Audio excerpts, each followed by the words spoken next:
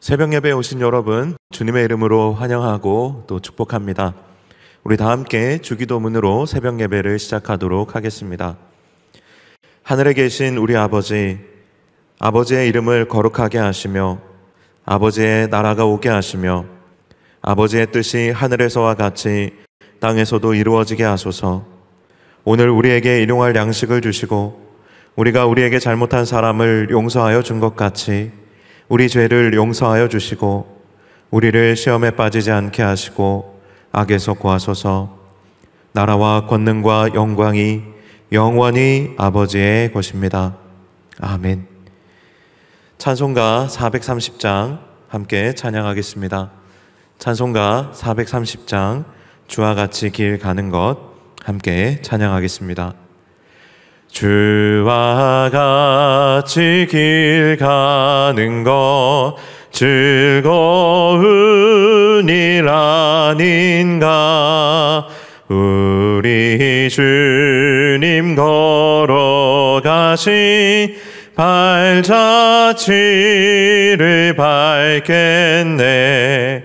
한 걸음 한 걸음 주 예수와 함께 날마다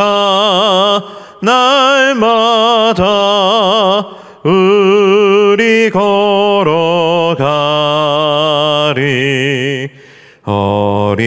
어린아이 같은 우리 미련하고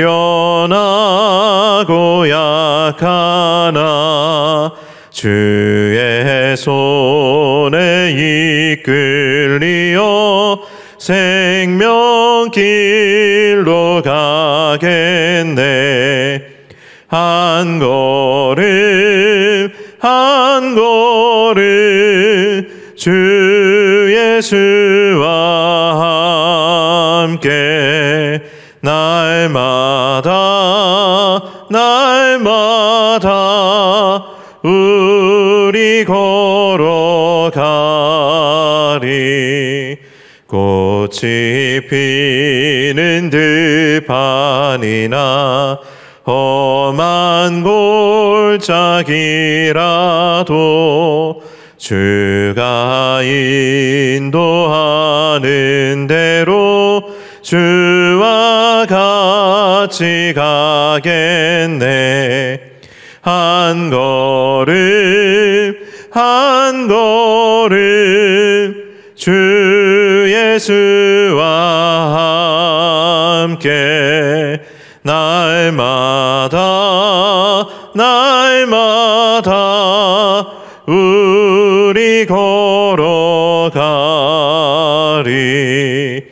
옛 선지자 헤녹같이 우리들도 천국에 들려 올라갈 때까지 주와 같이 걷겠네.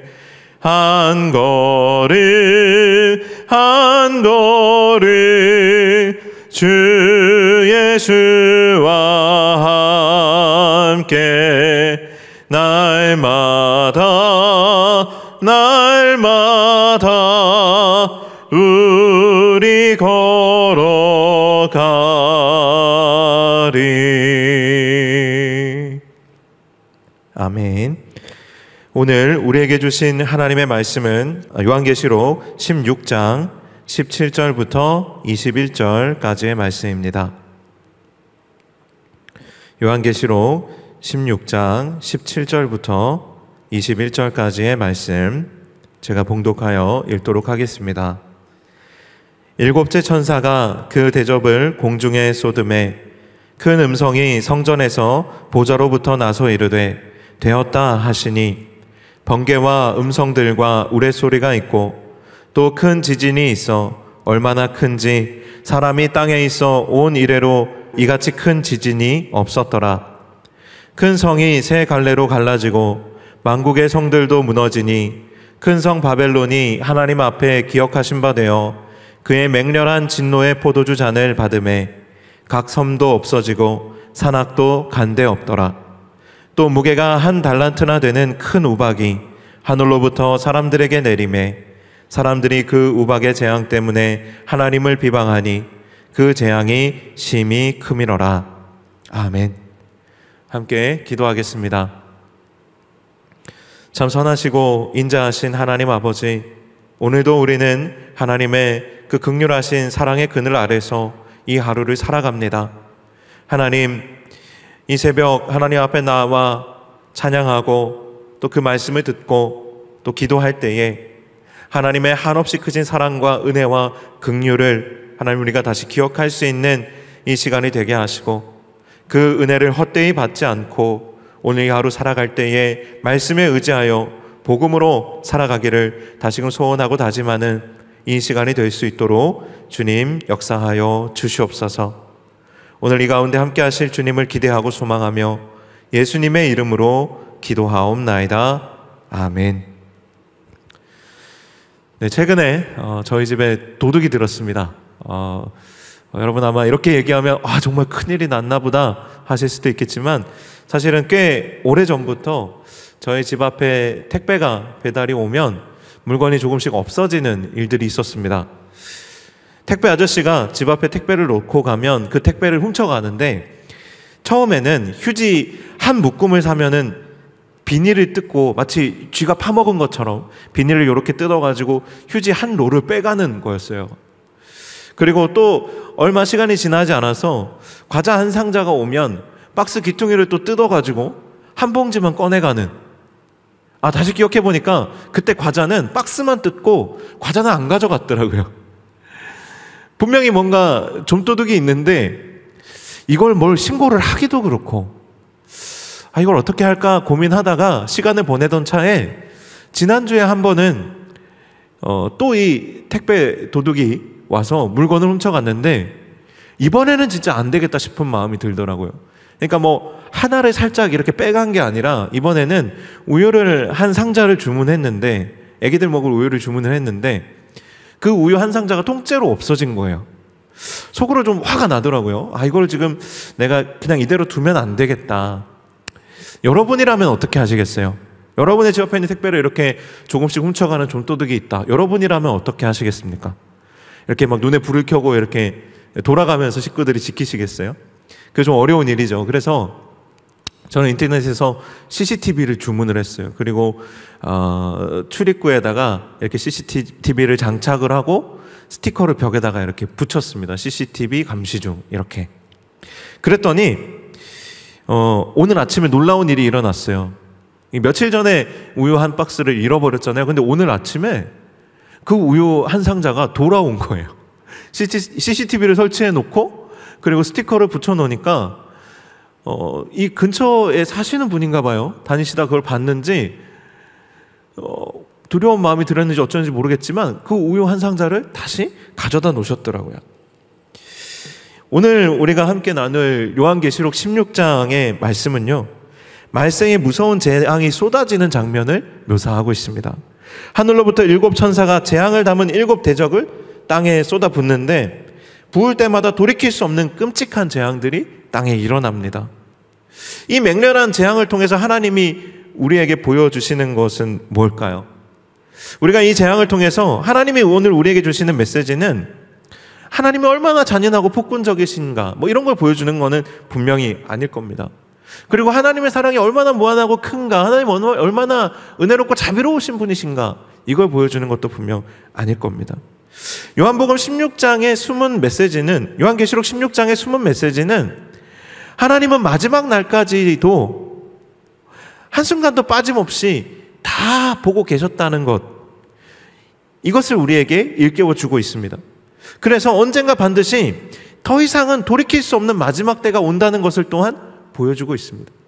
하나님께서 안 보시는 것 같지만 이 세상에서 일어나는 일들을 다 보고 계셨다가 마치 제가 도둑 맞고 나서 CCTV를 설치한 것처럼, 그리고 도둑이 그것을 보고 다시 물건을 제자리에 갖다 놓은 것처럼 하나님께서도 이 땅에 일어나는 죄악들을 다 보고 계시다라는 거예요. 그리고 지금은 우리가 돌이킬 수 있죠. 내가 두려운 마음이 들고 죄책감이 들고 하나님의 은혜가 생각나면 우리가 우리의 죄악으로부터 돌이킬 수 있습니다. 도둑이 물건을 제자리에 돌려놓은 것처럼. 그러나 오늘 본문은 분명히 이야기합니다. 하나님은 계속 보고 계시고 기억하고 계시고 그리고 언젠가는 반드시 돌이킬 수 없는 날이 마지막 때에 온다라는 것이죠. 하나님이 재앙을 7 천사들을 통해서 이 땅에 주실 때 대접을 쏟는 형태로 주십니다. 이게 무슨 의미일까요? 우리가 어떤 물건을 대접에 담아놨다가 쏟게 되면 물건이 아니라 어떤 액체를 대접에 담아놨다가 부어버리게 되면 그것을 더 이상 돌이킬 수가 없죠. 그것을 쏟아버리게 되면 돌이킬 수가 없습니다. 그것을 보여주는 거예요.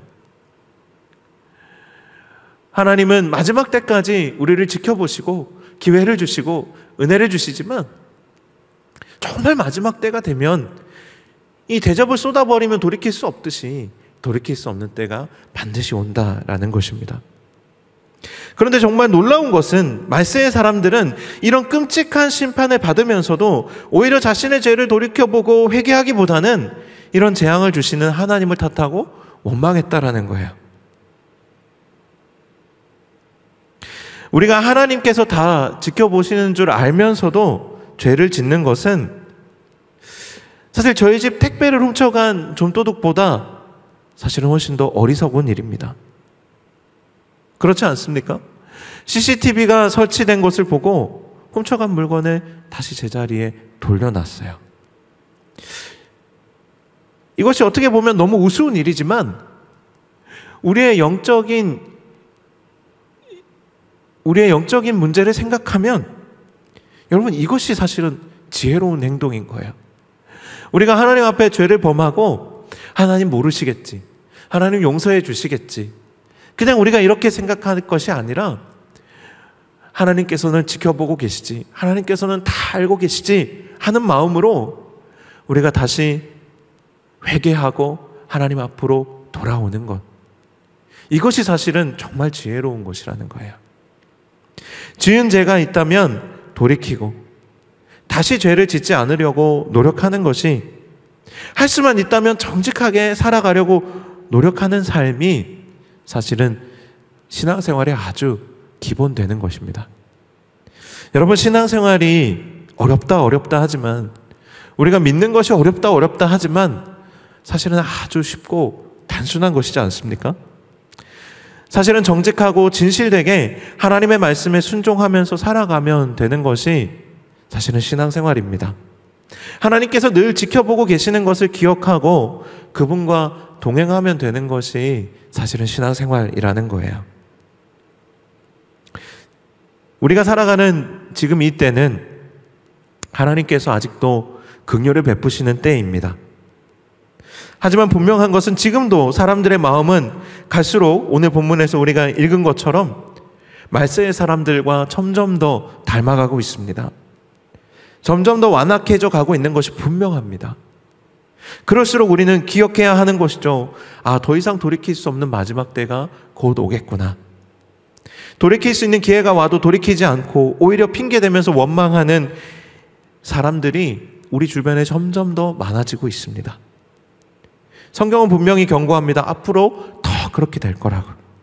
우리 마음도 어쩌면 점점 더 돌이킬 수 없는 완악함 가운데로 점점 더 가까이 가고 있는 것 같기도 합니다. 제가 처음에 말씀드린 집에 도둑이 들고 CCTV를 설치하고 했던 이야기들 있죠. 이 이야기에 한 가지 반전이 있습니다. 뭐냐면 저희 집 앞에 설치해 놓은 CCTV는 진짜가 아니라는 거예요. 제가 너무 답답하고 화도 나고 이걸 어떻게 할까 고민하다가 인터넷 사이트에서 찾아봤습니다. CCTV를 찾아봤더니 너무 비싼 거예요. 그래서 CCTV 모형을 찾아봤어요. 그랬더니 진짜 얼마 안 하더라고요. 근데 모양이 똑같이 생겨서 감쪽 같아요. 실제로 사람들이 집에 택배 도둑들이 드니까 진짜 CCTV를 설치하기는 좀 부담이 되고, 그래서 이제 모형을 설치를 해놓는 거예요. 저도 그렇게 설치를 했습니다. 아직까지도 제 마음속에 이 도둑을 잡아서 처벌해야 되겠다는 마음까지는 없어요. 하나님도 마찬가지죠. 아직은 은혜를 베푸시고 기회를 주시는 거예요. 우리의 허물을 덮어주시고 기억하지 않으시겠다고 말씀하세요. 마치 가짜 CCTV를 설치해 놓은 것처럼 그러면 안 돼, 내가 지켜보고 있어 정도의 메시지만 어쩌면 하나님은 우리에게 주고 계시는지도 모르겠습니다. 그러나 제가 만약 정말로 화가 난다면 분명히 진짜 CCTV도 설치하고 정말 범인을 찾으면 정말 고발 조치해서 그 대가도 치르게 하고 아마 그렇게 하겠죠. 하나님도 마찬가지예요. 정말 돌이킬 수 없는 때가 온다는 겁니다. 하나님이 정말 CCTV를 꺼내들고 재앙을 쏟으시면서 하나님께서 사람의 악함을 고발하시는 때가 반드시 온다라는 거예요. 그러나 한 가지 오늘 우리가 이 본문에서 얻을 수 있는 위로와 또 한 가지 소망이 있다면, 지금 오늘 본문이 특정하고 있는 대상이 성도들이나 그리스도인은 아니라는 거예요. 초대교회 성도들의 대상으로 너네 똑바로 살아야 돼, 정신 차려야 돼, 돌아와야 돼, 이들에게 이런 메시지를 주지 않는 것은 아니지만 오늘 본문이 특정하고 있는 경고의 대상은 성도들이라기보다는 성도들을 박해하고 있는, 그들을 못살게 굴던 로마인들이나 또 이방인들, 그리고 하나님을 대적하면서 성도들을 괴롭혔던 사람들일 거예요. 오히려 이 말씀은 악한 이들에게 박해를 당하던 성도들에게 경고보다는 위로와 소망을 주는 메시지였을 것입니다. 하나님이 갚아주실 거라는 거예요. 너희들이 하나님의 말씀에 순종하여서 이렇게 살아가는 것이 힘들고 또 어렵고 박해받고 또 소외당하고 그런 고난 가운데 어려운 길을 걸어가는 과정이지만, 하나님께서 때가 되면 이 모든 것을 기억하시고 반드시 갚아주실 것이다. 이 소망을 주는 것이 요한계시록이고, 또 오늘 본문에 그 요한계시록의 주제가 동일하게 흐르고 있습니다. 사랑하는 여러분, 요한계시록의 말씀을 묵상하면서 두려움보다는 내가 하나님의 자녀지 하는 든든함을 느끼셨으면 좋겠습니다. 환난의 시대가 분명히 올 겁니다. 고난의 시대가 올 겁니다. 그리고 사람들의 마음이 갈수록 완악해질 겁니다. 그러나 성도들은 그렇게 되면 안 되겠죠. 그 가운데에서도 내가 세상과는 다른 길, 내가 하나님과 동행하고 그분의 말씀을 따라 살아가는 삶을 내가 살아가겠다. 힘들고 어렵지만 이 요한계시록 말씀과 같은 하나님의 위로가 있기 때문에 그 길을 내가 그 위로를 의지해서 걸어가겠다. 이렇게 결단할 수 있는 저와 여러분이 되기를 간절히 소망합니다. 하나님은요, 반드시 갚아주시는 분이십니다. 옛날에 동생이 맞고 들어오면 형이 나가서 대신 싸워주지 않습니까? 그런 것처럼 오늘 본문은 성도들을 위해서 싸우시고 하나님께서 자신의 영광을 되찾기 위해서 분투하시는 장면을 담고 있습니다. 이전까지는 끊임없이 희생하시고 사랑을 베푸시고 또 기회를 주시는 하나님이셨다면, 이제는 정말로 진짜 왕이 기환하는 장면인 거예요. 모든 원수와 대적들을 완전히 무너뜨리고 하나님께서 그 보좌 위에 정말 굳건하게 앉으시는 장면을 보여주시는 것이 오늘 본문입니다. 사랑하는 여러분, 하나님께서 이렇게 힘있게 우리의 명예와 또 우리의 소망과 또 우리의 힘이 되어 주시는 날이 반드시 올 것입니다. 시련이 많습니다. 또 핍박하는 사람들도 있습니다. 하지만 여러분, 주님은 그 모든 것을 아시고 지켜보고 계십니다. 절대로 여러분이 당한 것을 잊지 않고 갚아주실 것입니다. 혹 죄악 가운데 있다면 사랑하는 여러분, 오늘의 말씀을 통해서 돌이키게 되시기를 축복합니다. 또한 낙심하지 않고 소망 가운데 성도로서 아름다운 자존감을 잃지 않고 살아가는 저와 여러분이 될 수 있기를 주님의 이름으로 간절히 축원합니다. 아멘. 함께 기도로 마치도록 하겠습니다. 사랑과 은혜가 충만하신 하나님 아버지, 이 세상은 갈수록 악하여져 가고 마치 하나님이 계시지 않은 것처럼 하나님, 이 세상에는 일그러진 사람들의 모습만 가득합니다. 하나님 아버지, 하지만 그럼에도 불구하고 지금도 이 땅을 지켜보고 계시고 우리가 돌이키며 이 세상에 하나님께 돌아올 기회를 주고 계시는 줄로 믿습니다. 우리가 이 은혜를 헛되이 하지 않는 하나님의 자녀요 또한 성도들이 되게 하시고 복음의 일꾼들이 되게 하여 주시옵소서. 하나님의 살아계심과 우리가 하나님 앞에서 살아가고 있음을 기억하는 우리 성도의 삶이 될 수 있도록 하나님 도와주셔서 2021년 우리가 선포하고 다짐한 복음으로 살아가는 우리 동광의 모든 성도들이 될 수 있도록 도와주시옵소서. 이제는 우리 주 예수 그리스도의 은혜와 아버지 하나님의 놀랍고 크신 사랑과 성령의 교통하심이 하나님의 위로와 소망에 힘입어 그리스도인으로 하나님의 자녀로 복음의 일꾼으로 오늘도 다시금 살아가기를 소원하고 다짐하는 동광의 모든 교우들과 이들의 가정과 이들의 일터 위에 이제로부터 영원토록 함께 하시기를 간절히 축원하옵나이다. 아멘.